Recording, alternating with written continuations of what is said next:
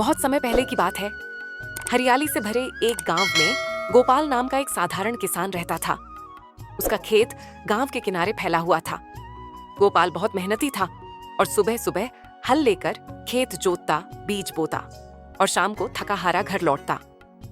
उसकी पत्नी सावित्री और 2 छोटे बच्चे ही उसका सहारा थे। लेकिन कई सालों से गोपाल की फसल बार बार खराब हो रही थी।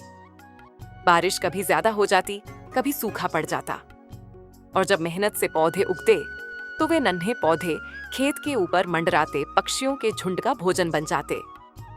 एक दिन गोपाल ने बीज बोए और उम्मीद की कि इस बार अच्छी फसल होगी। लेकिन अगले ही दिन सुबह जब वह खेत पर पहुंचा तो उसने देखा कि चिड़ियों का बड़ा झुंड उसके खेत में बैठा है और बीज चुग रहा है। गोपाल माथे पर हाथ मारकर बोला, हाय राम, ये तो रोज का झंझट हो गया है। मैं मेहनत करूं और ये पंछी सब चट कर जाए। ऐसे तो मेरा परिवार भूखा मर जाएगा। वह गुस्से में डंडा लेकर दौड़ा। पक्षी डरकर उड़ गए, लेकिन थोड़ी देर बाद फिर लौट आए। उस रात गोपाल ने ठान लिया, कल से मैं जाल बिछाकर इन चिड़ियों को पकड़ूंगा, तभी मेरी फसल बच पाएगी। इधर चिड़ियों का झुंड अपने घोंसलों में पहुंचा। उनमें से सबसे बुजुर्ग चिड़िया, जिसका नाम मुनिया दादी था, वह बोली, बच्चों, ये किसान बहुत परेशान है। अगर ये गुस्से में आकर हमें नुकसान पहुंचाएगा तो बड़ी मुसीबत होगी। एक तोता बोला, लेकिन हम भी तो भूखे हैं। खेत के बीज ही हमारा खाना है। अगर हम ये नहीं खाएंगे तो जिएंगे कैसे?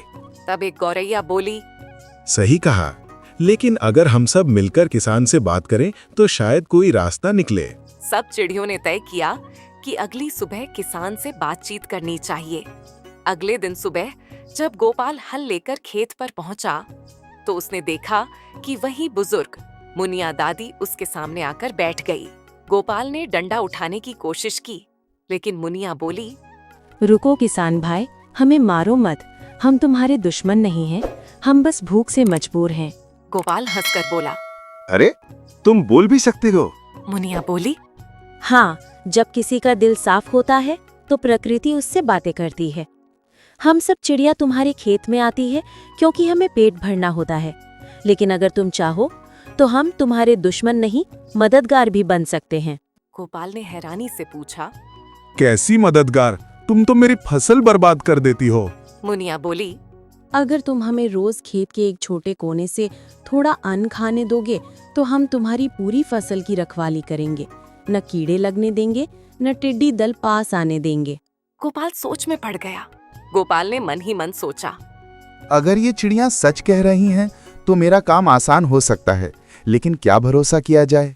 ठीक है, मैं अपने खेत का एक छोटा हिस्सा तुम्हारे लिए छोड़ दूंगा, लेकिन अगर फसल खराब हुई तो मैं फिर तुम्हें नहीं छोड़ूंगा।